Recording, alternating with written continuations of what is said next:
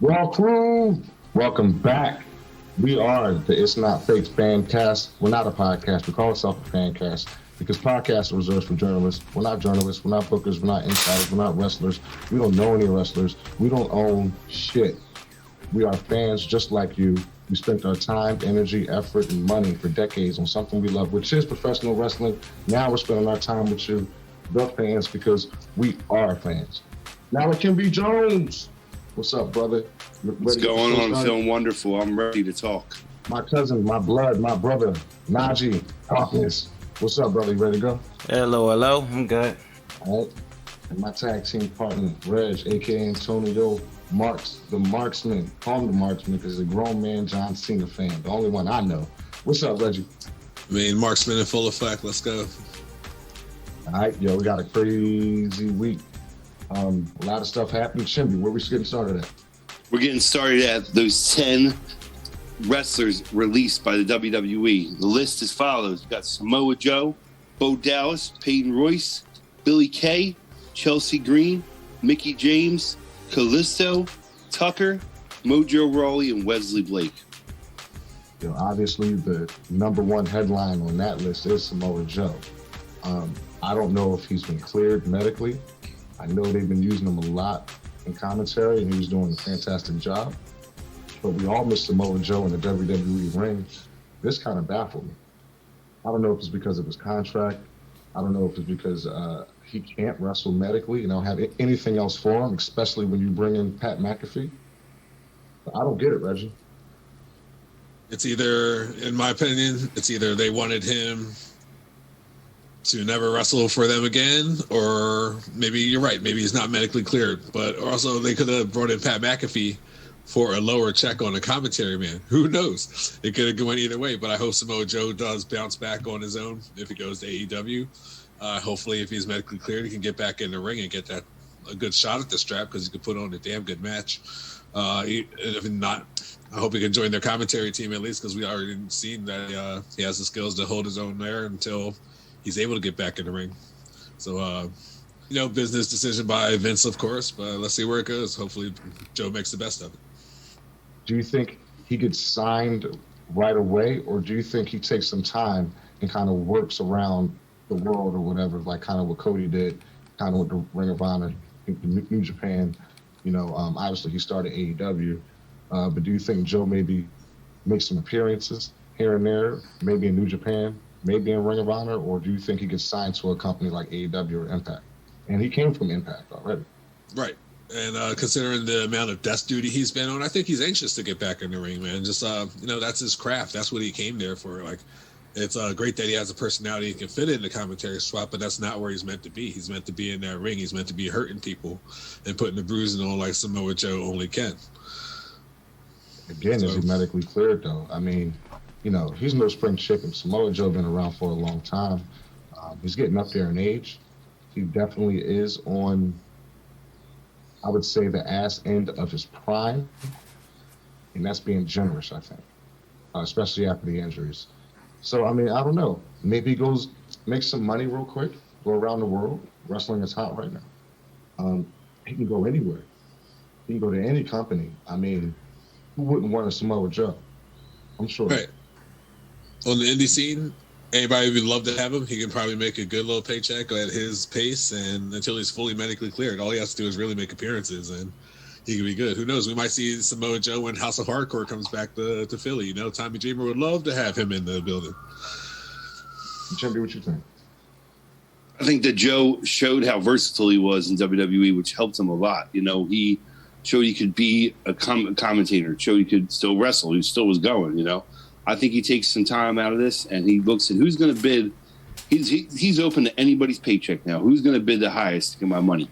I think out of all these people that got released, everybody's talking about Samoa Joe, but I don't think he's going to be the one that we're going to be talking about a year from now. I think the Iconics come back. They come back stronger. They come back harder in AEW. They change women's wrestling in AEW. Right now, they don't really have the division in some of these other promotions, and WWE kind of wasted that women's tag team of best friends who were good. They were good on the mic. They had good gimmicks. So Peyton Royce can wrestle, Billy Kay here or there, but I think people were looking at Samoa Joe. Samoa Joe's going to be fine. He owns his name. He has a whole bunch of video they can put on any screen to make people hype. It's just when we're going to hear that Joe sound again. I think there's other people, though, on this list that really got the short end of the stick when working for WWE, that when they go somewhere else, they're going to become superstars. Well, like you said with the Iconics, talk about that real quick. WWE's women's tag team division is already in the toilet. They could have definitely done something with them, but also we know, as a WWE way, their main focus is to create a superstar, not a superstar tag team. You know what I mean? So of course they take and break up tag teams to see what those people can do separately as singles wrestlers to see if they can make a star out of them. You know what I mean? And if they can't make a star out of them as singles wrestlers, then they become really expendable to them. Because they were like, okay, these guys were a hot tag team, but when we break them up, they're not anything. You know, at least not to us being the WWE, being creative. And us as fans, we can think what we want, but if they don't think these guys can be breakout stars, they either put them back together in the tag team, or again, they become very expendable. Speaking of the Iconics, now guys like Bo Dallas, they weren't doing anything with him. I don't know if he was doing anything behind the scenes. There was rumors that he was going to get involved with the Fiend storyline somehow. If that was true, obviously they went in a different direction. But I wasn't surprised at Bo Dallas. I would be more surprised at guys like Kalisto, because I think there's still some stuff you can do with him as far as sending him to NXT, as far as the cruiserweight division and all that. I also see why they let him go, because they put the Lucha House Party on TV all the time, and they have quite a few Mexican stars. And I think to them, Kalisto became stale, or he's too much like a young Rey Mysterio, and they don't need that if they have Rey Mysterio. So a guy like Kalisto was going. Who else was on that list, Chum? I mean, notables, you got Mojo Rawley, Tucker, Mickey James, which, I mean, kind of understand that. Chelsea Green, Wesley Blake that we haven't talked about. Those are the ones we haven't talked about. But Chelsea Green had heat, so she did. I'm not surprised about that. I was surprised with Wesley Blake. I thought they could have done something with him. They haven't done anything with him or even really tried him out. So I was surprised that they didn't give him at least a shot. And there was one other name. What was your Mojo Rawley? Yo, come on, man.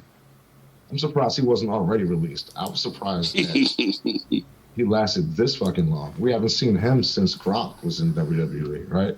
So that doesn't surprise me. Maybe he can get something out of it and move on and reinvent himself somewhere down the line. I mean, he's a big guy, he's athletic, but he definitely didn't fit into what they were trying to do. Again, these guys who are low card are very expendable.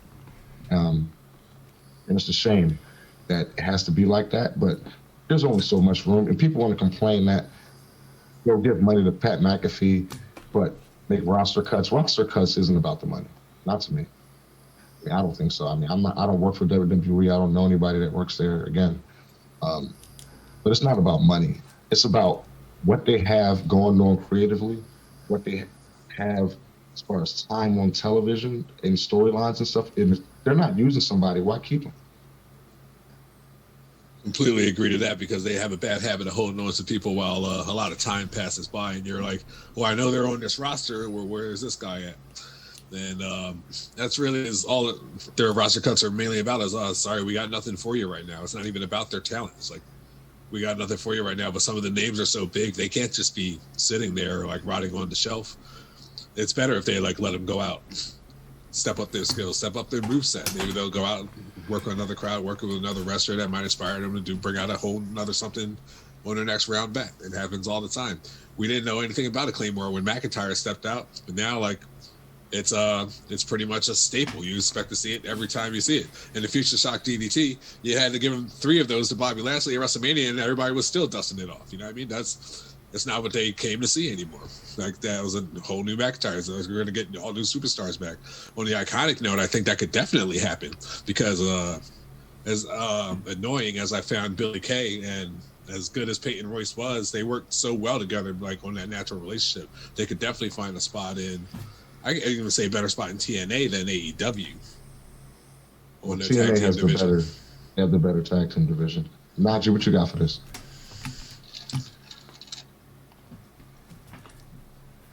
As far as the cuts, Samoa Joe, I feel as though his is more so. I think he wants to try to get as much ring time in before he makes that full transition. This is just me projecting, probably, but he's 42. He probably can get cleared by private medical physicians, but WWE will not clear him. So you either can, I don't know if he re-signed the contract or how far his contract is out. But it's one of those, we might as well just cut ties now, serve out the non-compete clause, and then keep it moving. I kind of don't agree with what Marty said about it's not about money when the reason they give is budget cuts. Yeah, that might be the reason they give, but when you turn around and spend a whole bunch of money on Pat McAfee, well, you know what? If it's budget cuts, they have to stay under their budget, right? And in order to stay under your budget, in order to bring in new people like a Pat McAfee, you have to pay them. And if you want to stay on budget or under budget, then some things have to be sacrificed and taken off. So you could be right. So I'm going to flip the coin on these roster cuts. Because there are some people, in my opinion, who didn't get cut that should have been cut. And this is just my opinion. And I'm going to start with the purple, pink, and black elephant in the room, Velveteen Dream. Allegedly, this guy was trying to seduce children on some To Catch a Predator shit. This guy was sending DMs allegedly, he was sending DMs basically to children, teenagers, of a sexual manner, sexual content. Yo, man, if they can fire guys like Samoa Joe and Bo Dallas, make roster cuts, what's Velveteen making? We're talking about budget cuts. What's he making? Take his contract off the books. Let him sort out his legal issues, his alleged legal issues, and then maybe bring him back once he clears his name. Because there was a guy named Enzo Amore who they just dropped him like a bad habit right away, and his name got cleared, and they didn't bring him back. That's a different story, though. Enzo also didn't have as much. I mean, Enzo also had a lot of backstage heat. That Team's Dream is. That was they waited for the straw to break the camel's back, and that was broke the camel's back as far as Enzo goes. Enzo kind of dug his own. Team's Dream got more backstage heat than Enzo ever did, bro. In my opinion. Fuck him, man. Fuck you, Velveteen Dream. Fight me. Like he's one of WWE's like little buds, man. Like they grew him from Tough Enough. You remember that? They're not using him. He's not being used right now. I know he's not being used right now. Not right now. They're waiting for this to die down because of. It's not going to die down because I'm going to keep talking about it while he's there. I'm going to keep bringing this shit up while he's there. So every time they cut somebody, I'm going to be like, well, why is Velveteen still there? And then, people want to talk about Matt Riddle. Now, Matt Riddle was vehemently denied it and came back with his own side of the story. So I can understand why you keep him there. I think those were the main two for me. Is there anybody else you think should have been cut that wasn't? Not that I can really think of right now. That's because you love everybody. All right, roster cuts, man. That was crazy. They happen every year. I know people get mad every year, but last year was worse. So it's going to happen next year or the year after. So stop bitching about it, people. What we got next, Jimby? What we got next, I guess we'll go to AEW next. And we'll talk about the three things that happened in AEW this week. Well, what do you got for the main headline from Dynamite? Oh, the main headline has to be that main event, Matt Hardy and Darby Allin match, which was amazing. Like they don't usually have. They have hard-hitting matches on Dynamite, but that was completely different out of nowhere. That hardcore match. Yeah, man. I did have a chance to watch Dynamite this week, even though I've been busy. But I definitely try to make sure I stay up on it, and that was a great match. The thing about Matt Hardy is Matt Hardy is still very good even at his age, but I just kept thinking like, yo, of course he's gonna have a good match with Darby Allin. It's like wrestling his brother, right? I was just like, whatever. He's wrestled this match before a billion times at home. In my opinion, what you got for that, Rich? Good old Matt Hardy, man. Like he's trying to keep reinventing himself. I like that he's still going strong and keep doing this, man. Like I'm proud of him on that note. The match itself was good. Matt Hardy knows how to put on a match. It's more about how to keep people's attention on himself. Like how do you remember that Matt Hardy exists, and he's doing a good job of keeping that up. Like we know the TNT title, it might as well be the television title, defended as much on TV as possible. So who knows when it'll actually change hands again? But Darby Allin puts on a hell of a show every time he gets in there, man. Jimmy? You know, one thing about the TNT title is we keep having these 5-star matches, and it's with the same guy, Darby Allin. You know, we had Cody Rhodes before. We had, Brody Lee, RIP, before that. Now we have a guy that's defending the belt every week and showing these 5-star matches. And he's doing some things that people have done before, jumping off stuff like the Hardys did and everything. But he's also having that persona, having that never die champion, always there to fight. And Matt Hardy's basically showing WWE, like, hey, you let me go. Look at how good I am. So we just talked about the roster cuts, but there's a thing that happens. They release somebody, and then they come out of their own and become a great superstar again. So that match, I was really excited for it. And a lot of people, I was on a Zoom call talking to people. Some people were like, "Oh yeah, it's gonna be all right." I was like, "Oh, this match is gonna be off the hook," and it was what it was perfect. I love that match. Are you coming around to Darby Allin, Chevy? I know you didn't like him before, bro. What's up with this? I am definitely coming around to Darby Allin. I am definitely coming around to Darby Allin right now. All right, so the next match I want to talk about on AEW Dynamite, and I don't care what y'all say, I want to talk about this match, is Red Velvet versus Jade Cargill. Now, look, everything aside, besides this match was the most aesthetically pleasing match of the night. Definitely the most enjoyable match from a personal watch standpoint for me. But this is what I want to talk about. What are you going to do with Jade Cargill? Are they going to build her and build her and build her and build her and give her the belt? Because even though she's green, she still can work a pretty good match as a powerhouse. And she definitely got the look. She has it, right? Whatever it is, she has it. Maybe she's not skilled as, a lot of the other women, but that comes with time, especially if she stays within her boundaries and stays within her little box moveset. No pun intended on that. But if she stays within her boundaries, I think they can definitely hide her deficiencies and have her still have a great match, especially if she has a good dance partner, especially if you have her pretty much squash her way to the top. Not like a dominant run to take your way straight to the top, man. It's been proven over and over again. It doesn't have to be a man to be a Goldberg. And skills obviously mean jack shit if you got that something that the camera wants, something that the fans want, or something that the fans hate enough to hate on you, man. And as good as AEW's women's division is, they really don't have any interesting storylines, or they don't have anybody who's really breaking out as the it girl of the division. Now, obviously, Sheeta is awesome, but again, it's hard to get her to show drama or to show acting if she doesn't speak English that well, at least to the American viewing audience. So I think Jade Cargill, she's a story within herself. She could definitely elevate that division, and that's somebody you can push the casual fans and non-WWE watchers, at least through the media. Good job.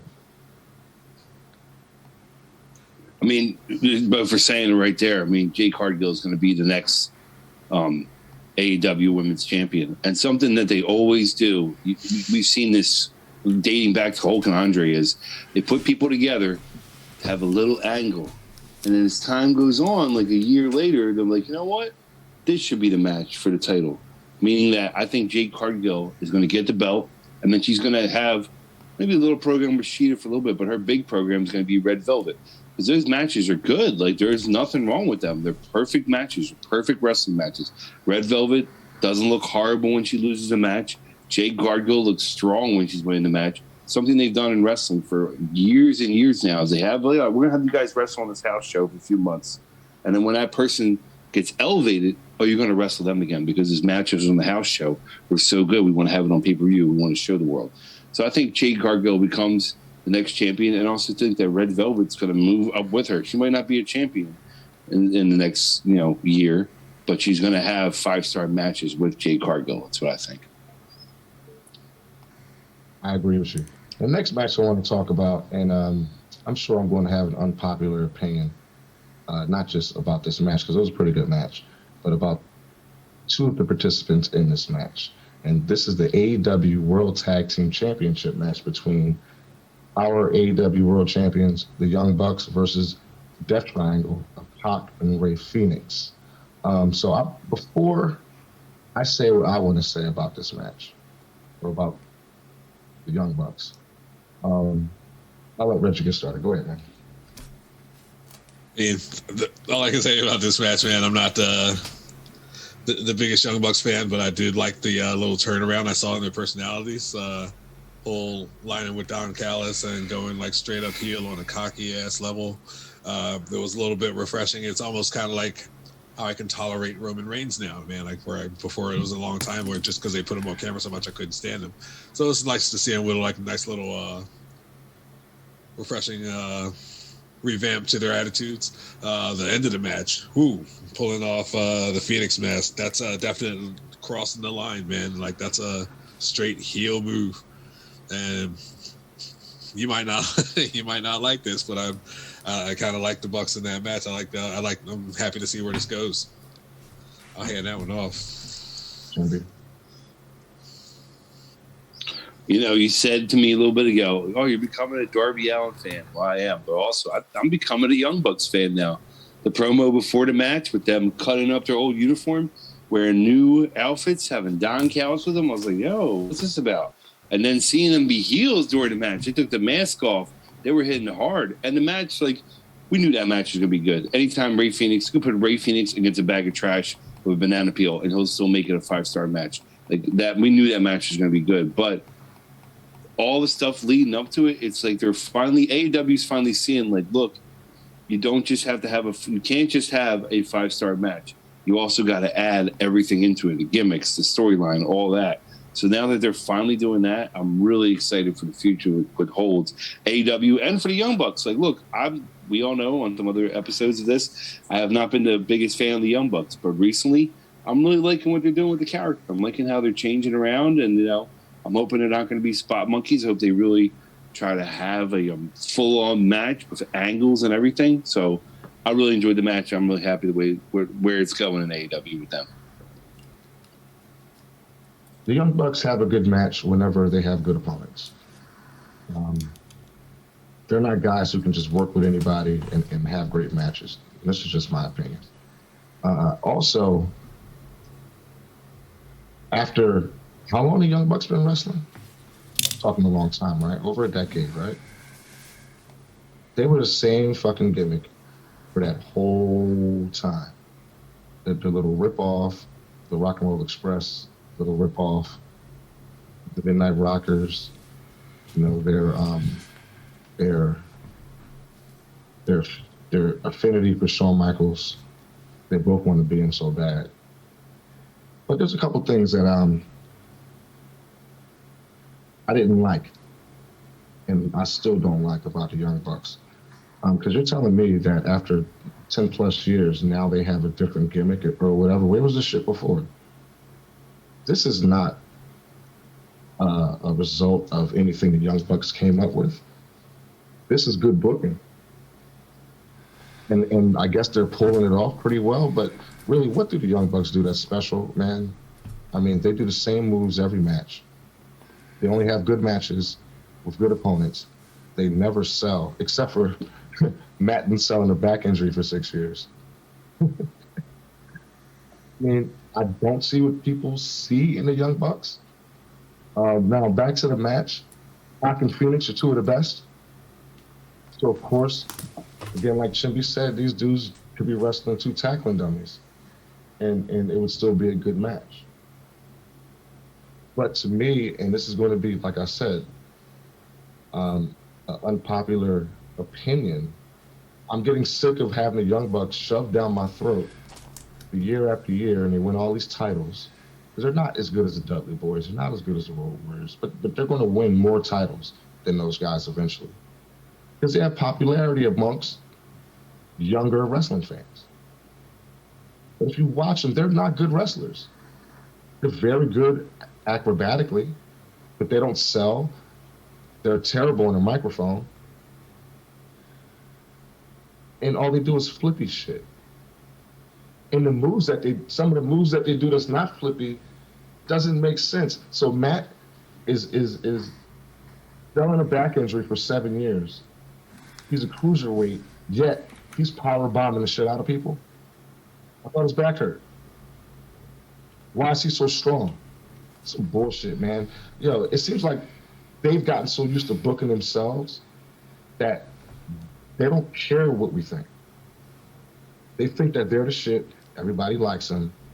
They're super popular. They sell a lot of T-shirts. They sell a lot of merch. Everybody watches it. Being the elite. And to me, their shit then got stale. The fuck have they done different in the last 10 years? So they ripped their clothes off and went on set and had the same fucking match. And then the end was some disrespectful shit to Mexican luchadors. Number one, you gonna rip his mask off? Then finish the job and show his face time. Don't be a little bitches about it and then fake something. And here we go to these super kicks. Like, they've made the super kick irrelevant as much as they do it. So while they look up to Shawn Michaels like their fucking daddy, they diminished one of the things that made Shawn Michaels, which is the super kick. So I'll say all I have to say is fuck the Bucks. I don't care what they do. I don't care that Don Callis is with them. I don't care if they're in their elite. I don't care if they wrestle anybody and everybody forever. They just better drop them titles soon because people are totally sick of these motherfuckers getting top booking. People like me, at least. Anybody else got something for that? We can go to the next match. Fuck them dudes. All right, so let's jump to what would be the main event. We had Dax versus Chris Jericho. Timmy, what you think about what happened during this match and after this match? Because this was actually, it was kind of unexpected. It was a little funny, like just the way it came off. You know what I mean? Like the way it presented on TV. But I wasn't mad at it. No, I wasn't mad. This is just a preview. They're just getting things ready for that, May 5th Blood vs. Guts match with the big cage and everything. They're just having matches now just to show both these stables and having Mike Tyson there, which was always good to have Mike Tyson, seeing him not letting people mess around with weapons and then seeing him use his fist, which is something we knew was going to happen during this match. Mike Tyson's not going to just stand there and be like, hey, I'm here outside not doing anything. He's going to get involved. But these are just matches to preview that cage match, which is going to be, I'm happy they're doing it on Dynamite. It's on a pay-per-view, and it's going to be really, really barbaric and interesting to watch that cage match. I can't wait for that. Reggie, you think the reason why the New Horsemen were kicking the Inner Circle's ass the last few weeks is because they were going to do this right here with Mike Tyson? I mean, who knows what MJF has up his sleeve? He's seems to be that guy that is like the new $1 Million Man type. Like, I just got the money to do whatever I want. And I kind of like that about this stable, too. Plus, AEW is so new that they can do whatever they want. So this is a great time for them to really just get, boom, let's bust this out, boom, let's bust this out. Because if you haven't noticed, they have a habit of really breaking the talent that WWE considers like Hall of Famers and legends and just bringing them over to say, ha, ha, ha, ha. I expect a lot more of that to come, especially with even the superstar releases. Man, who knows who MJF could bring into the to his fold? Like now we got two dominant factions in AEW, where Inner Circle was running it for what, a good 2 years. I don't sleep on the Dark Order. You got 3 dominant factions.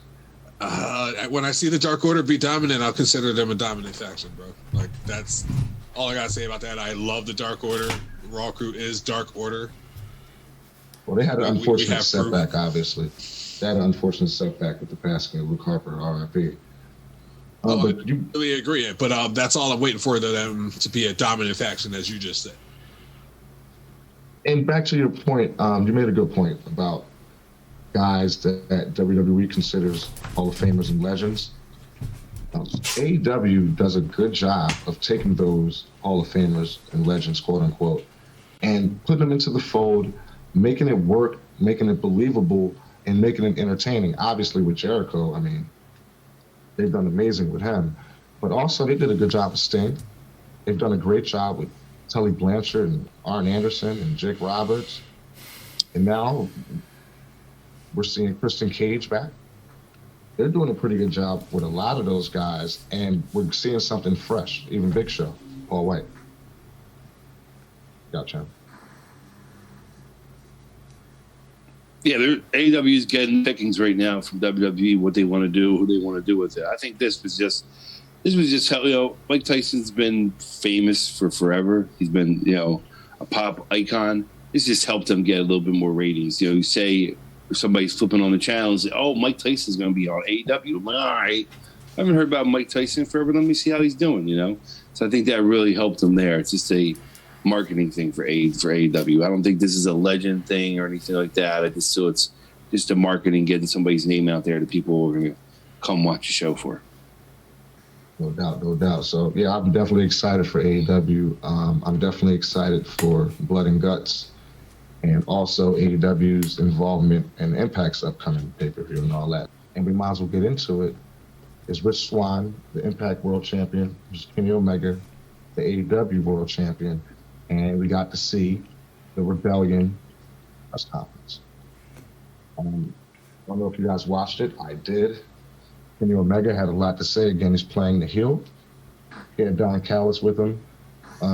Even though I think Kenny Omega overacts sometimes, but he's always been like that. And he is one of the best, but that's what he talked about. Talked about him being the best in the world.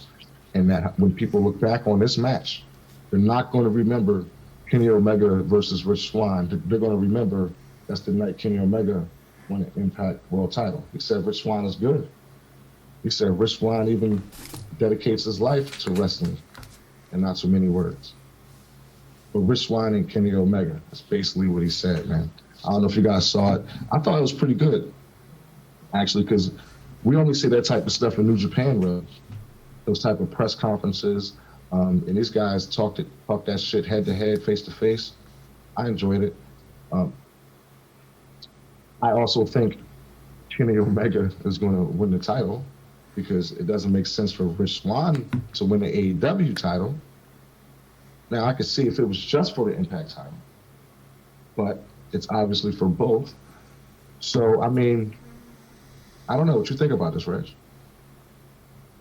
It's been an obvious setup since day one, and I can't do nothing but 100% agree with you that we all know Kenny Omega is going to win this. TNA has been the company that has been struggling to even stay alive. I'm happy they are. I'm happy that their talent was not wasted. I'm still happy these guys that didn't make it in WWE and New Japan and their Ring of Honor still had somewhere to go and work on their craft. And now they're definitely stepping it up. But it just doesn't make sense for the title, which is pretty much second to the WWE title right now, which has always been the biggest in the world, to be taken by the Nomad, the underground dude, which you might as well consider Rich Swann with the TNA championship.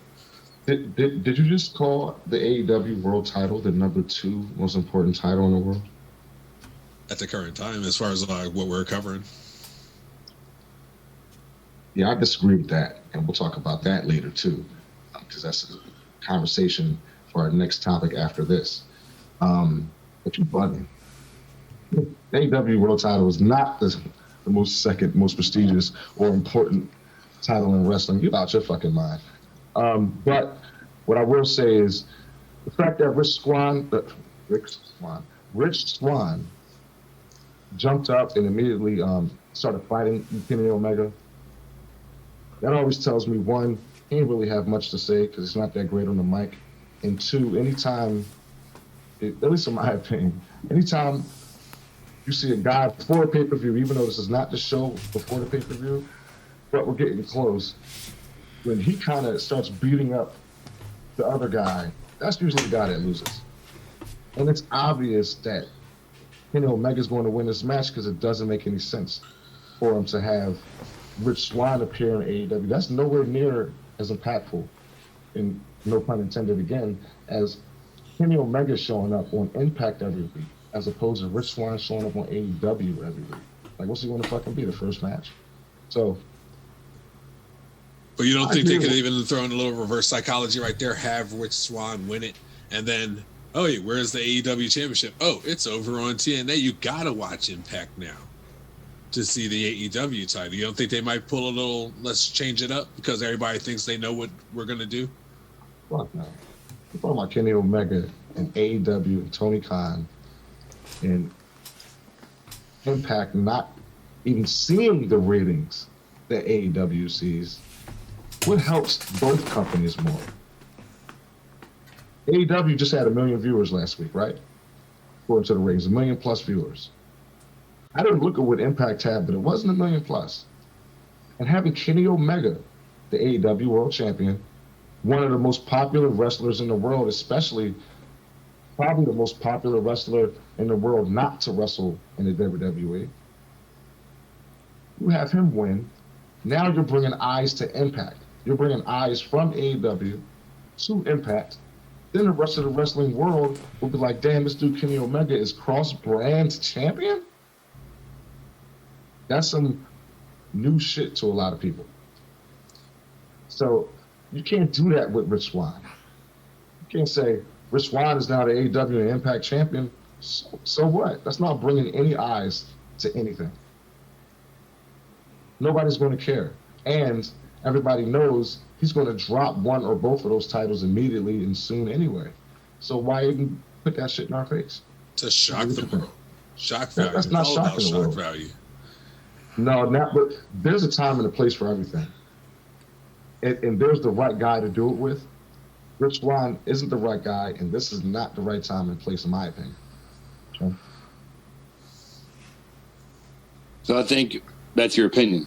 Here's what I think. There's a lot of things that are looking very different right now. For example, the main wrestling company in the world, we always want them to do something. We want, oh, man, I wish John Cena would join the NWO or this and that, and it never happens. This is two other companies that aren't the main wrestling companies in the world. They can do whatever they want now. They can do whatever. Rich Swann can win the belt. We can have a huge angle where all these dudes come out and beat Kenny Omega up and nobody sees coming.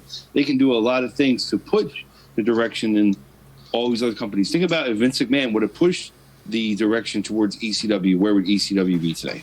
Secondly, we said Kenny Omega is the most popular wrestler in the world.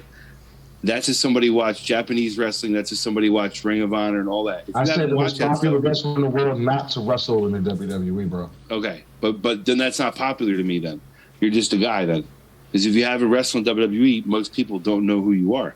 Because most wrestling fans are heavily, sacrilegious to WWE. They don't watch other things. So I feel like if this match happens, Rich Swann needs to win the belt. Because if you just do the blatant obvious, you're doing the same thing that WWE does every pay-per-view.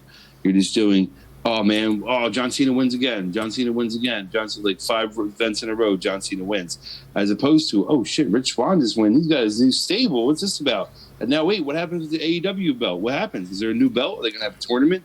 There's a lot of ways you go with this, as opposed to Kenny Omega wins. Kenny Omega's great. He's the greatest wrestler ever.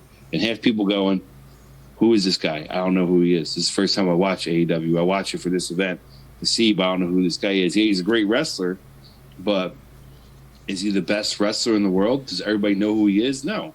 It'd be a lot different if they had Roman Reigns fighting on the Impact pay-per-view or AEW pay-per-view. It would show a lot more. Everybody know who he is. Everybody knows where he comes from. I I feel like if you don't go go a different angle or do something different this pay-per-view, it's just another stale, boring Impact pay-per-view. Let's move on to NXT, and the big moment of NXT this week was Kushida winning the Cruiserweight Championship. I mean, Kushida has been working his ass off for a long time. We use a big name over in Japan, and it's crazy the way WWE treats some of the Japanese talent like they got to start from scratch. You know what? But some of them take it on the chin. They go in there and they put on these strong style matches, and they eventually get they do. And it's about time Kushida got up there. It's crazy because they put Kushida in every NXT title picture before that. He was in the main title picture. He was in the North American title picture, and he settles for the Cruiserweight, which is hot. I'm glad he got his first belt after the big, what do you want to call it, build up of the Santos Escobar versus Jordan Devlin unification ladder match the week before. And this man just comes in and takes it, man. I was happy as hell for Kushida, man. Put it down. Yeah, for that champion. Kushida deserves this. Kushida's been putting people over, making people look great. The last Johnny Gargano match here was good. The match with Pete Dunne in the pay-per-view was great. And I'm really hoping that this, that belt's been on 205 Live and nothing personal 205 Live, but nobody watches it. Nobody's staying up till 10:30 or 11 watching 205 Live with August Gray, I'm hoping that Kushida can really bring some good things on that show and bring a lot more cruiserweights to NXT.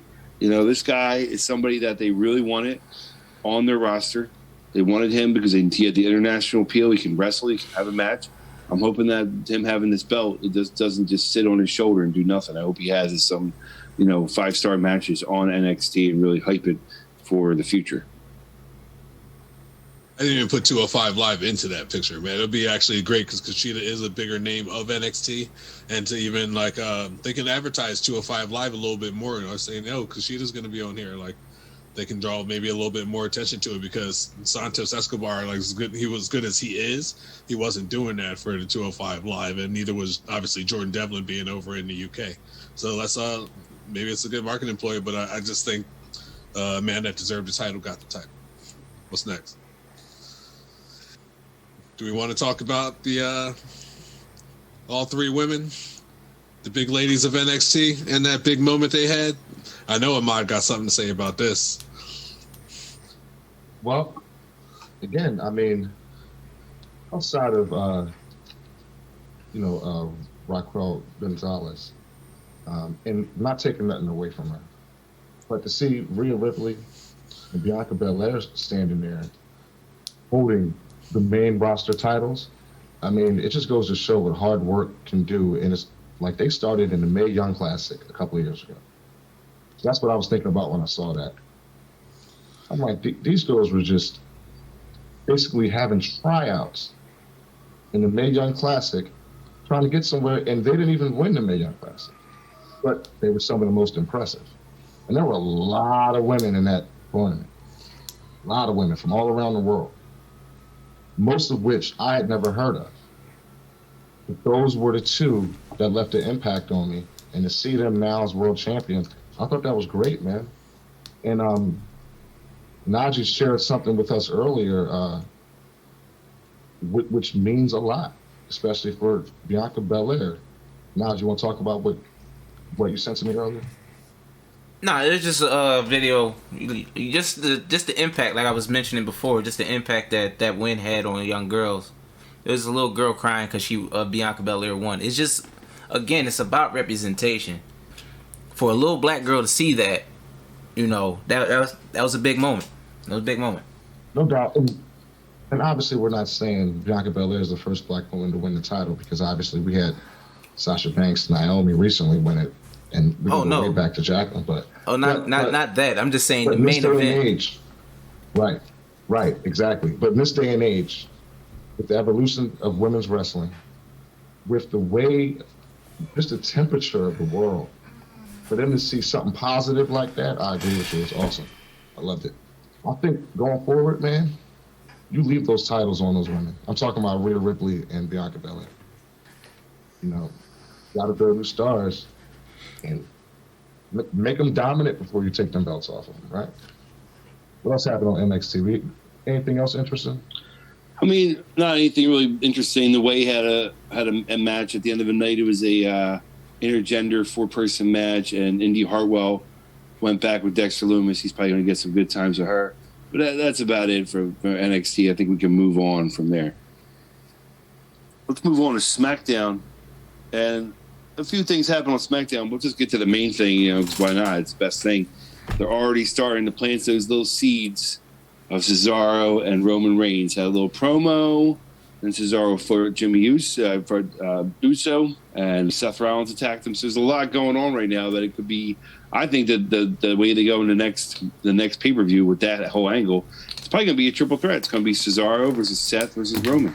Have 3 of the top people out there for us fans to get interested about. Me and Reggie were actually talking about this before the show, this specific topic. And Reggie seems to think, and you can let the world know, Reggie seems to think now's not the time for Cesaro. I mean, it looked like it's time for Cesaro, the way they came face to face and everything. But Roman Reigns kind of walked away from that. He didn't even say anything to him. Almost like he didn't feel like Cesaro was worthy. And then the Seth Rollins situation is still going on.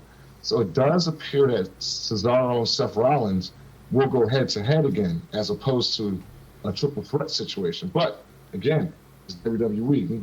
They can go either way, Reg. I mean, that's exactly what I think.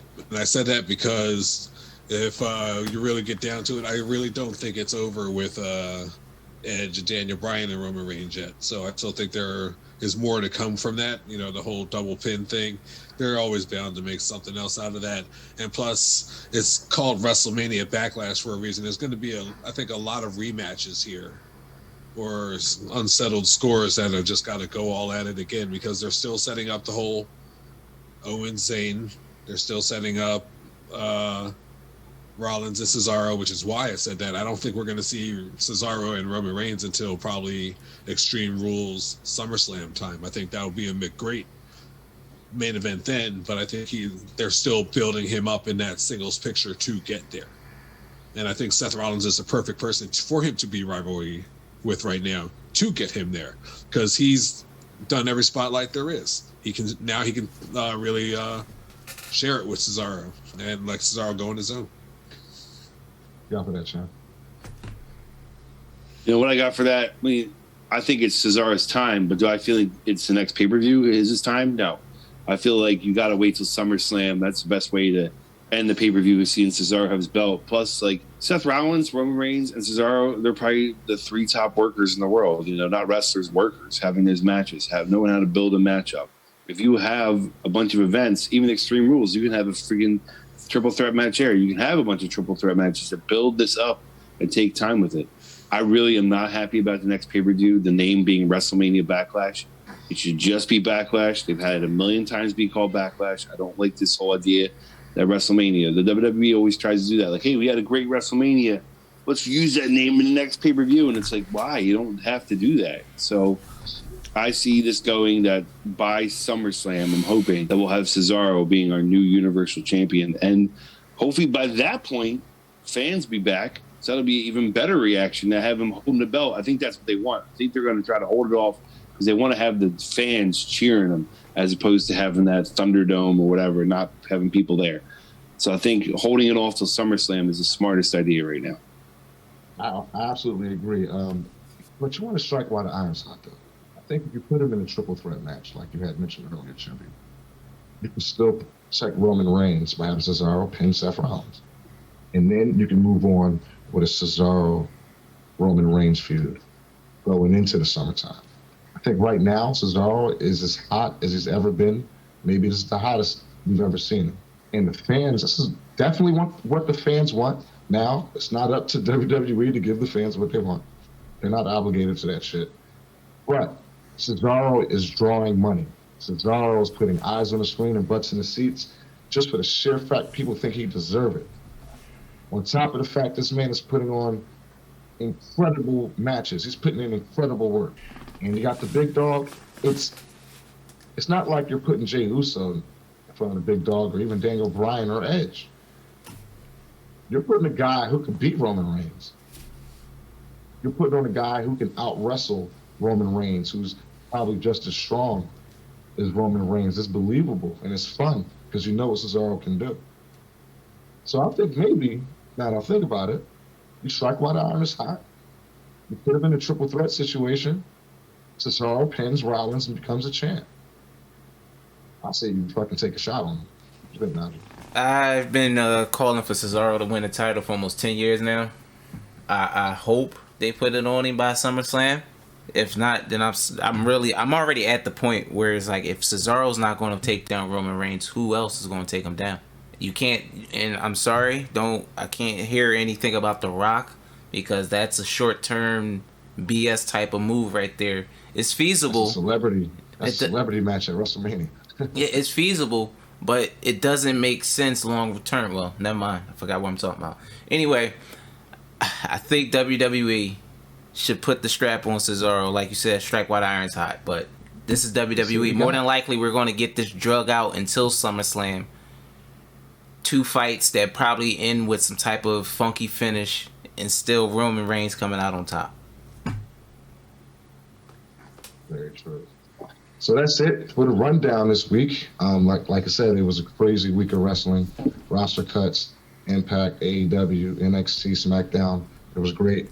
So now, ladies and gentlemen, we're introducing you to one of our segments. It is called Top 5, where we choose a topic, then we pick the top 5 of it, basically, wrestling related, obviously. And best believe we have like 1,167 topics for top 5. So some you're going to love, some you're going to like, and some you're going to hate. Just listen to them, and you let us know in the comments what your top 5 is. Trimpy, this week, what do we got for top 5? Top 5, we got current wrestlers on, any roster in the world. Top 5 best current wrestlers on the planet. This is our opinion. But remember, these aren't our favorite wrestlers. These are who we think best wrestlers are. Reg, who you got for your top 5? Start with number 5, please. I'm not even going to act like this list isn't going to be the same all around. I'm going to be very surprised if we all don't have the same top 5, but I know Nas thinks a little bit different than a lot of people, and so does Jim, but I think me and Ahmad might have the exact same list, and I'm very curious to see. Number 5, I got coming in, my man Seth Rollins. There's nobody else that you can say that Seth Rollins is not one of the best today. And there's always a room for him because there's always a match for him. We just talked about it with Cesaro. This is it's Seth's turn to play the enhancement talent. How about that? And now we're going to get a badass Seth Rollins match along with Cesaro's push. Boom, my number 5, Seth Rollins. I got coming in number 4, the Mr. Reverend of Reinvention, Chris Jericho. There's nothing stopping this dude. There's nothing that's ever going to be a hurdle for him. Still unhurt in the ring and still going hard every week, putting on a great show for the music fans and the wrestling fans. How about that? My number 3, I got my man Jon Moxley, because he's definitely stepped out of that WWE shell and made that name for himself that we all knew he could be. Then he was held back in that stupid character of Dean Ambrose, man, and he was never really allowed to let his full potential out in that stage. He's definitely like my number 3, and I'm pretty sure all 3 members of the Shield made my damn list, because I can't even believe I'm saying this right now, but Roman Reigns is my number 2, and this will earn this. Okay, this will earn this. Like, I'm not even saying this in disrespectful, because everybody knows how tired I was of Roman Reigns. Like Ahmad quoted earlier, the Young Bucks being shoved down our throats. That's how I felt about Roman Reigns, like maybe 2 years ago. Like, when probably the best thing he did, I'm sorry to say, was a step away. I know the circumstances were not under his control with the whole leukemia thing, but God, it was like just good to have him off the screen at that point, and a new champ, like not the same old stuff they had to like bring it back. Even though after that we got stuck with Brock Lesnar, so it's not like it exactly made things better. But like he went away for a bit and he came back fresh, new Paul Heyman, new attitude. I'm digging Roman right now. I'm not gonna say he's one of my favorites. Like Ahmad said, this ain't about favorites. It's just about who's the best right now. And that brings us to number 1. The beginning is the end in Kenny Omega, man. Like, Kenny Omega is rocking it in a book, right? And about to unify two companies. His attitude since beating Moxley has been unbelievable, and he's like even like rebuilding what we all know is the Bullet Club. We all know it's going to happen again. But yeah, man, that's, who cares if we know it or not? It's what's I consider number one right now. The one winged angel, Kenny Omega. Well, my list is very similar. In fact, my honorable mention was John Moxley. He's not my top 5, but he was my honorable mention. So let's get into it. My number 5 wrestler in the world right now, currently, top guy, is Daniel Bryan. This guy, man, he continues to perform in wins and losses night after night. You can main event him on a pay-per-view. You can put him as the first match. You can stick him in the middle of the card. It doesn't matter. This guy's going to perform. He's going to make himself look great. He's going to make the other guy look better. Daniel Bryan's my number 5. Number 4, and we'll talk about this in our next show, but I have Will Ospreay as my number 4 best wrestler on the planet. This guy has the greatest move set I think I've ever seen. Like, he's incredible. And he's not a spot monkey. He does a lot of flippy shit. Now he can be in a spot monkey type of match, but when he's performing his matches since he came back to New Japan after last year, he's been nothing but phenomenal. And now he is the International Wrestling Grand Prix heavyweight champion, the unified heavyweight champion, and they got a new belt and everything. Say what you want about it, but that is the second most important title in the world, Reggie. And number 3, and you had this guy on your list. We kind of flip-flopped this a little bit. It's Kenny Omega. Kenny Omega is my number 3 best wrestler in the world, and the reason why he's number 3 is because who's 2 and who's 1. Kenny Omega is, like you said, I agree with everything you said about him, and he could easily be number 1 on any list, and he might be number 1 going forward on my list because he has been number 1 in the past on my list. I mean, the man does everything. He is everything wrestling right now outside of WWE. My number 2 best wrestler currently in the world is Seth Rollins. And for everything Reggie said earlier, Seth Rollins looks just as good in a match when he loses and as when he wins. It's like he can get himself over losing. He gets himself over by getting people over sometimes. And just watch that match at WrestleMania, and you'll see exactly why this guy, to me, is the second best wrestler in the world currently. My number 1 best wrestler in the world currently, and even though he lost the title, for my number 4 best wrestler in the world, I have Kota Ibushi. He's been the best wrestler in the world for at least a year now. I don't think he got enough credit. He got a lot of credit. He won at Wrestle Kingdom. He kind of took the wrestling world by storm for like a week. This guy doesn't get the credit he deserves, and no thing in the world is having the matches that he's having right now. I don't care who you are. I don't care if you're the rest of these 4 guys on this list, including Will Ospreay. That match he had with Will Ospreay, that was match of the year to me before I saw Rollins Cesaro. So, again, and I believe he'll get the title back very soon. But again, my number 1 wrestler is Kota Ibushi. What you got, Chimpy?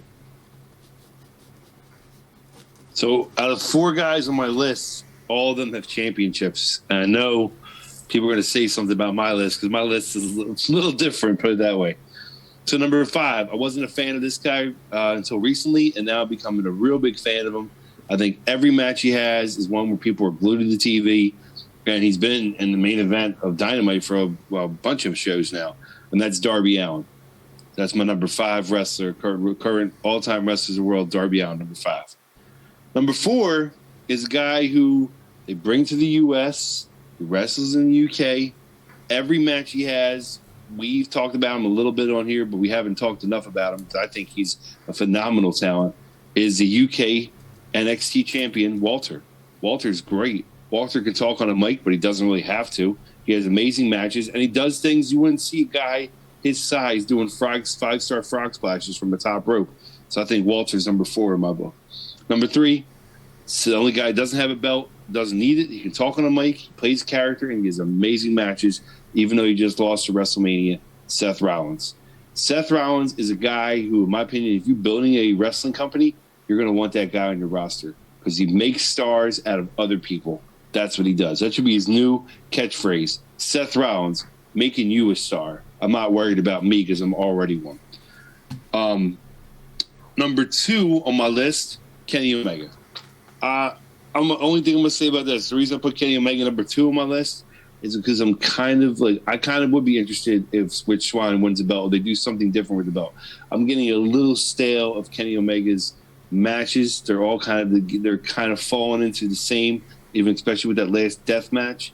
And I'm just kind of tired of the same gimmick. You know what I mean, we've seen stables. Sometimes some guys don't need stables to be a great wrestler. So, but I'll still give him his props. He's still one of the best wrestlers, still puts on amazing matches. I just want to see them do a little bit more with him in AEW.